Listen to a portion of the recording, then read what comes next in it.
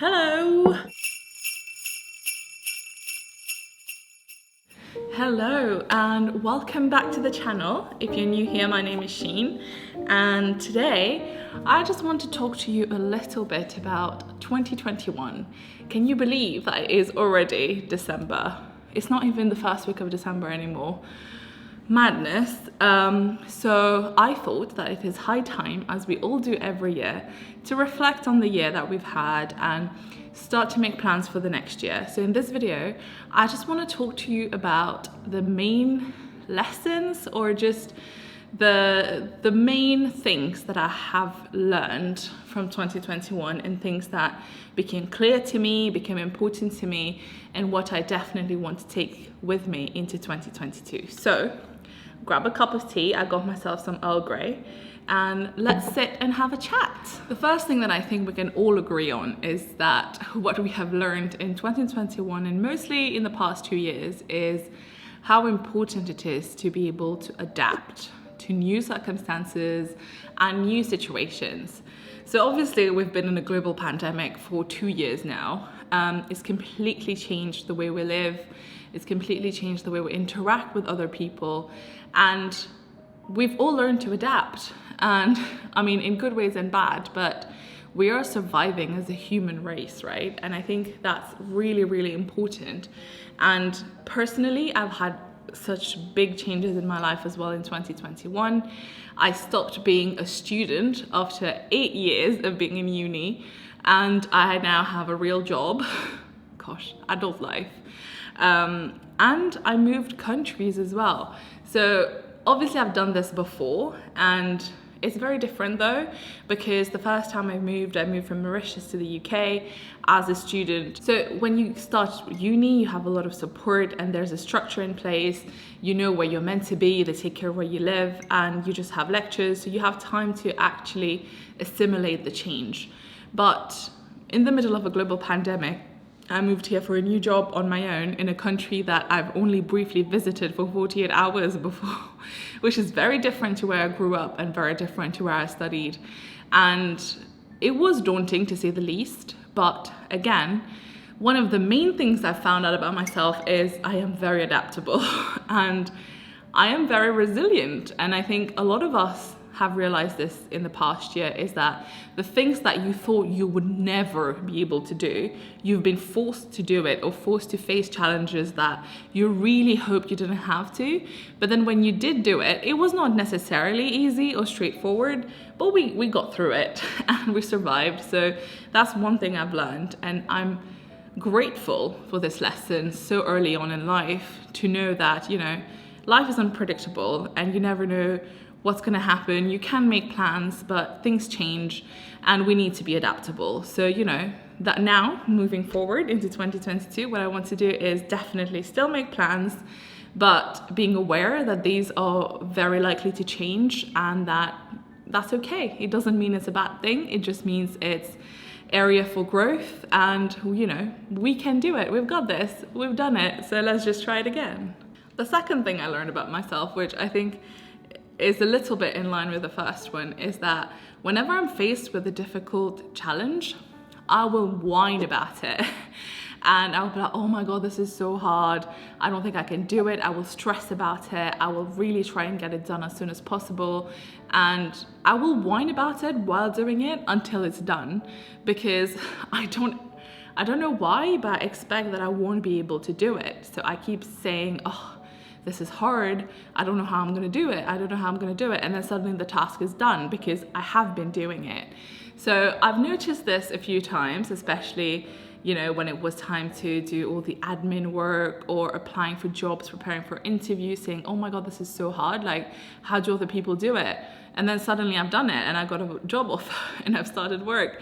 So I think it's just this realization that I need to be a little bit less pessimistic about hard challenges and really embrace the challenge, and just think that, okay, this is hard, but we've got this, we can try and do it. And if we need help, there are people around to help, and that's okay. We all need help. We're not expected to know everything, right?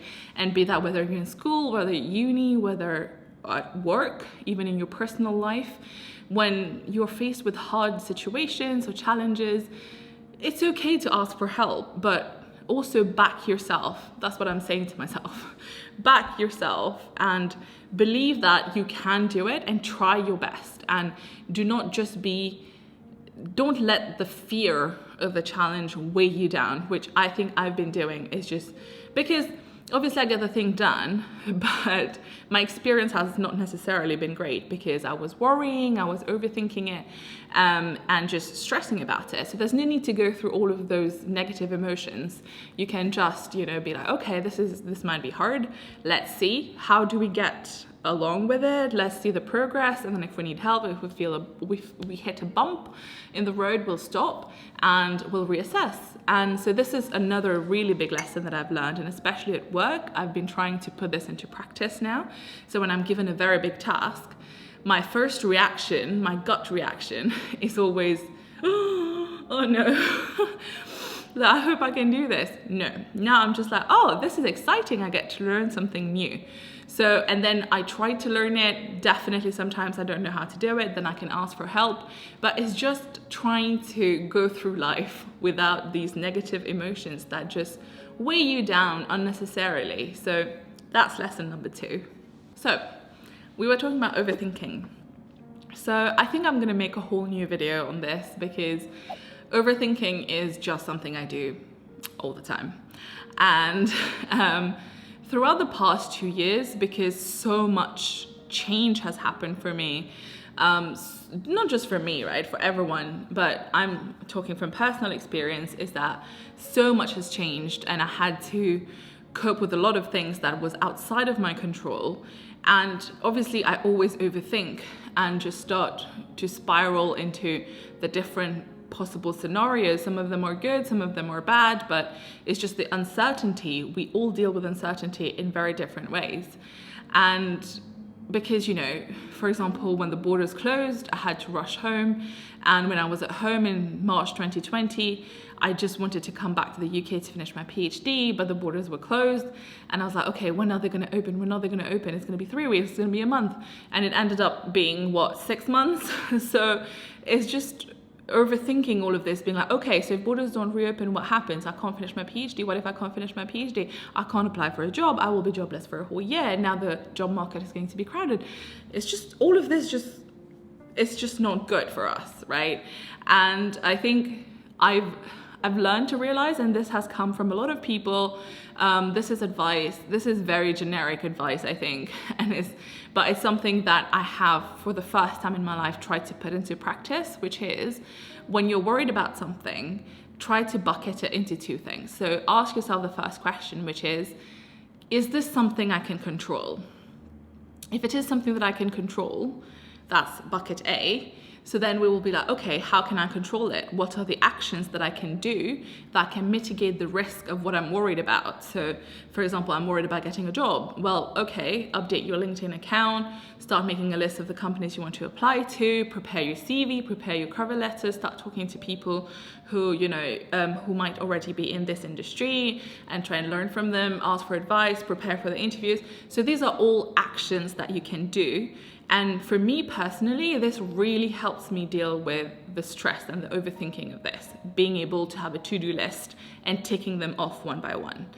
Now, if we go to bucket B, which is, well, no, I can't control it, which is, for example, I've gone to an interview and I've already done it and now I'm waiting to hear back. There's nothing I can do now, right? I've already done my part. Now this is entirely on them. So then I will be like, okay, I can't help it. So me thinking about it, thinking, do they like me? Oh, maybe I should not have said that. Maybe I should have said that. That doesn't help in any way the outcome of that particular interview. So then I will just tell myself this, okay, you can't change anything here. So let's just cross this bridge when we get to it. So it is easier said than done. But for me, just re-saying it to myself and remembering that I cannot change this outcome right now. So let's just leave it. I will have time to worry about it when we come to it.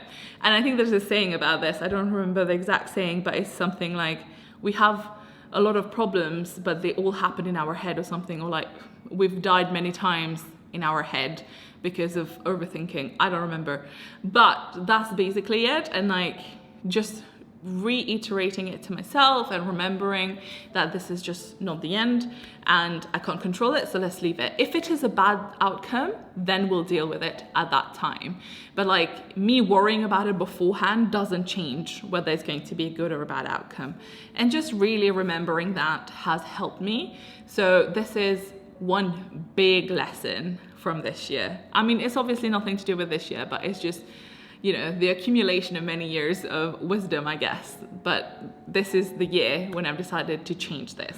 Another thing that I have learned this year is just kindness can go a very long way. And what I mean by this is I've been on both sides of this equation. So as I've done a video about this, you know, moving to Dubai, I've reconnected with a lot of people who I knew in the past or who we used to be friends with. So they have all been very helpful to me. And a lot of them would remind me of, you know, things that I've done for them in the past that I don't even remember. And they're really, really like small things. You know, like, I don't even know what it was. Like, I don't know, you carried my bag this one time. But like just random acts of kindness that in the past I have done when I still used to be a good person.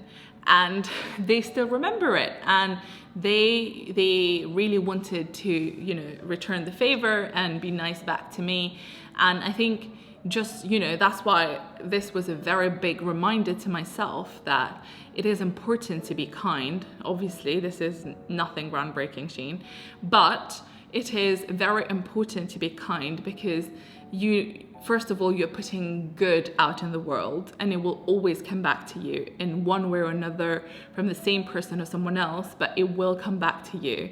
And that's a great way of living life, right? And also we want to improve the quality of people's lives around us, and we want to do good. This is just basic values.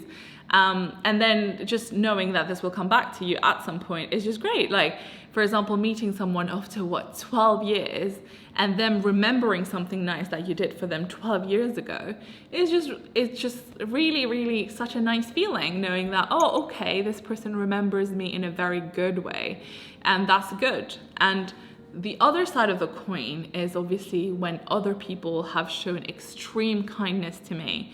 And I have been touched so much this year. I'm gonna try to not get emotional here, but a lot of people have shown me such kindness in such different forms. Some people by just being there unconditionally, just, you know, any time of day, any time of night, whatever I needed, whether it was just, you know, emotional support, whether it was just watching a movie, they were always there. And that's just something that I value so much. And I think it is incredible that there are people out there with so much kindness in their hearts. And I am just learning, and I would love to be like them. I am striving down that path. And, you know, I have friends who dropped everything to move to Dubai with me, help me move. And people who, I have a friend who messaged me saying, hey, I hope you're doing well in Dubai. If you're feeling lonely at all, just message me. I work from home. It won't be too much hassle. I'll just come to Dubai and work with you. And like, it's just these things that they offer, and I know it's genuine, 100%. And if I say, yes, come now, they will. And I think that's incredible. And this friend is a barrister. Like, it's not like she's got like jobs that she can actually work from home properly, but she offered, and she's not saying it just to say it, they actually mean it. And, you know, this always surprises me. I mean, I say always surprises me like it's a bad thing, but it's just, it's incredible how kind people can be. And this year has really shown me this, because as I said, this year has been really rough in terms of changes and things that have happened, and rough and good at the same time. But just having these people around me who have shown me 100% kindness is incredible. And my aim for 2022 is to make sure that someone else feels this way about me, that I can show this level of kindness of, you know, not being selfish and really caring for someone else. Not just when it's convenient for me, but also just 100% being the kind of person who will make someone else feel like how people made me feel. Okay, the next one is kind of a bit of a deep one as well. Also, I've just realized that a lot of these are not actually deep in the sense that it's not groundbreaking in any way, but it is just things that I have realized in the past year, and it has really changed my outlook on life. And this one is letting go of things that are just not good for you anymore in order to make space for better things, right? Okay, what do I mean by this? So there are a few things here. Let me give you a for instance. So back in the days, last year, when I was applying for jobs, there was this one job I really, really wanted. It was my favorite company in the whole world. It was the second time around I was applying to them. First time around, made it to the final 10 and I didn't get the offer. Second time around, I was really trying hard, made it to the final round again, and then didn't get the offer again. And I was devastated. I just wanted to work for them so bad. I had so many signs that I believed that, okay, this is for me, I'm gonna fit in really well.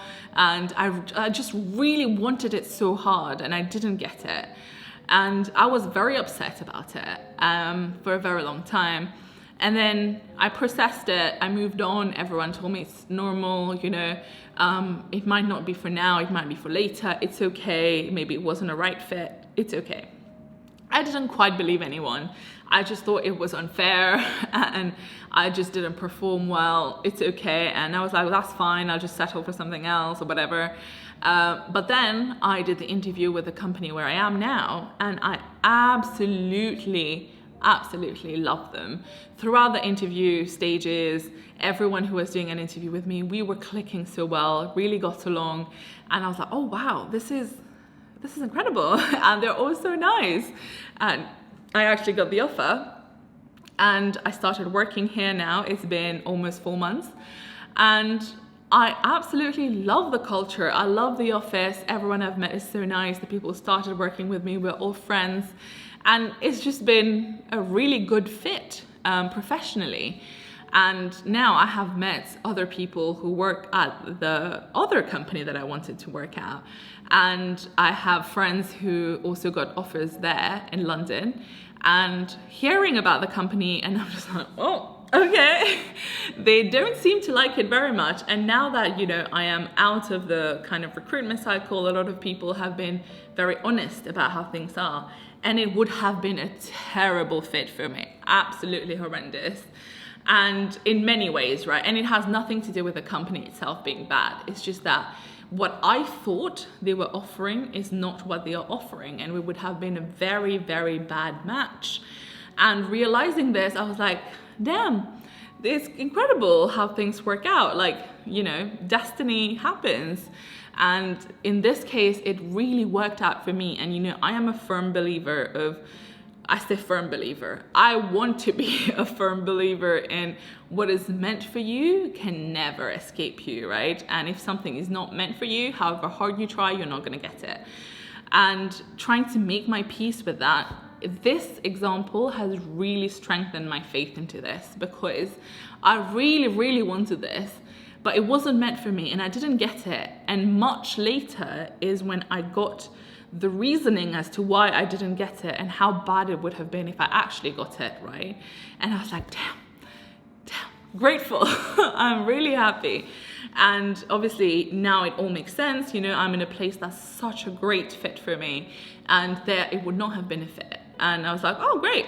So things have worked out. And the same thing applies to personal relationships as well, right? Your private relationships.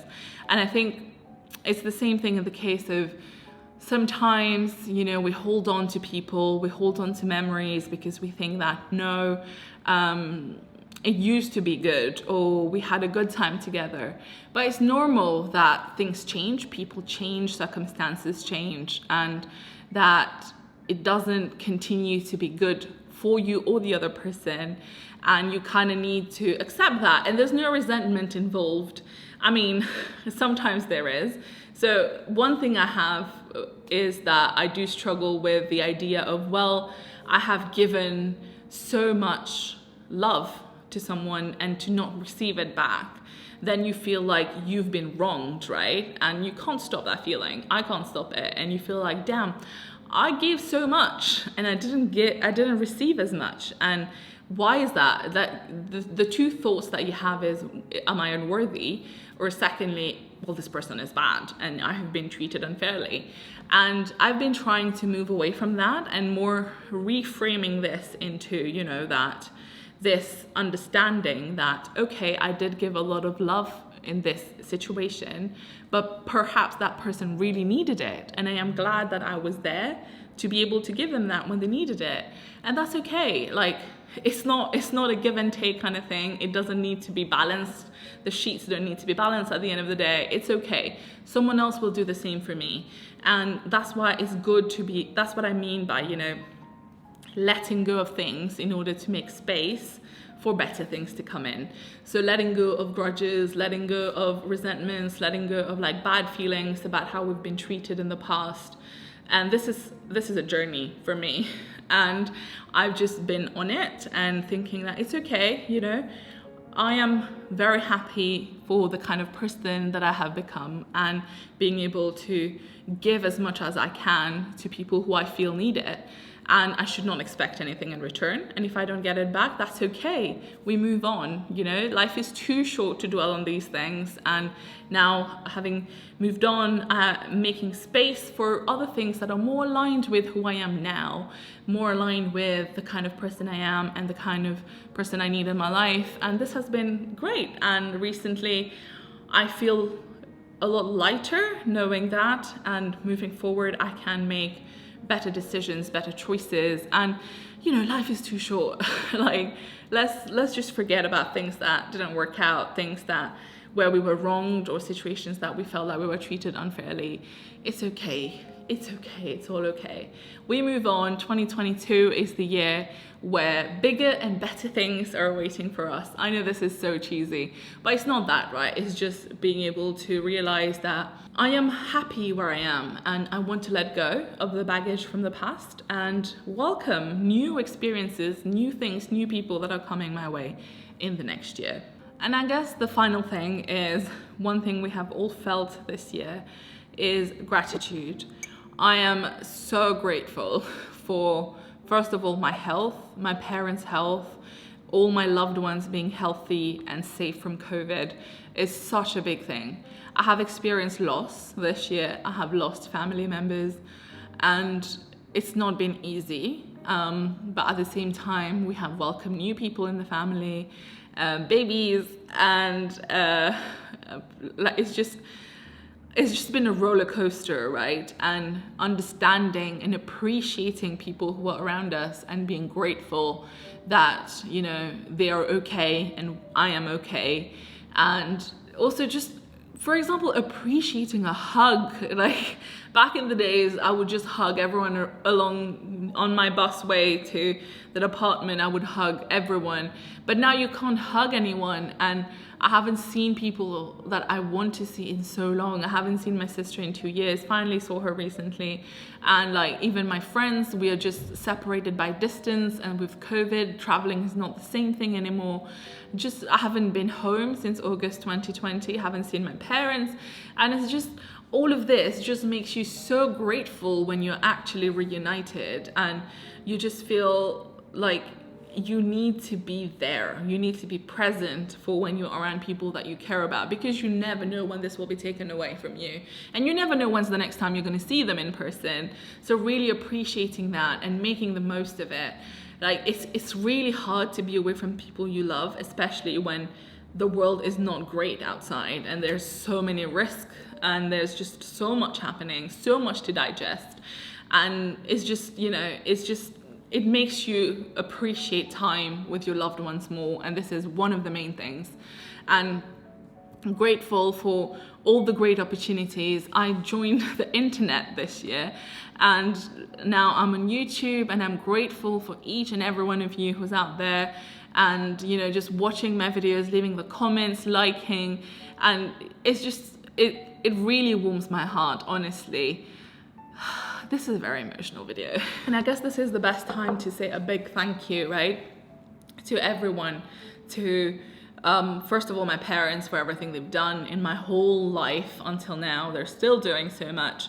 To my big sister, to all of my friends who have been incredible people, and to all of you, my friends on the internet, who have been so kind and so supportive for the vast majority, who, you know, thank you so much for all your nice comments, all your nice DMs that you send. I do try to reply as much as I can. Apologies if I don't get back to you, but know that I've read it. I do read everything. And it's just been so nice to feel like people appreciate what you do, to feel like people actually care about the things that you're doing. It's been wonderful. And I cannot wait for 2022, where we do so much more together and explore new things, and just, you know, let's just see how 2022 goes. But once again, I just want to say a big thank you. This year has been transformative in so many ways, and it's really changed who I am as a person, and only for the better, of course, only for the better. And I am very grateful for the love, for the support, for all the new opportunities, and I cannot wait to bring everyone on this new journey with me in 2022. We're gonna make it awesome. And I'm gonna stop here with the cheese. This is terrible, Sheen. But thank you if you stayed for this long. I hope you enjoyed this video. And do let me know what are the main lessons that you learned from 2021, so that I can learn with you as well. Thank you for being here, and I'll see you in the next one. Bye.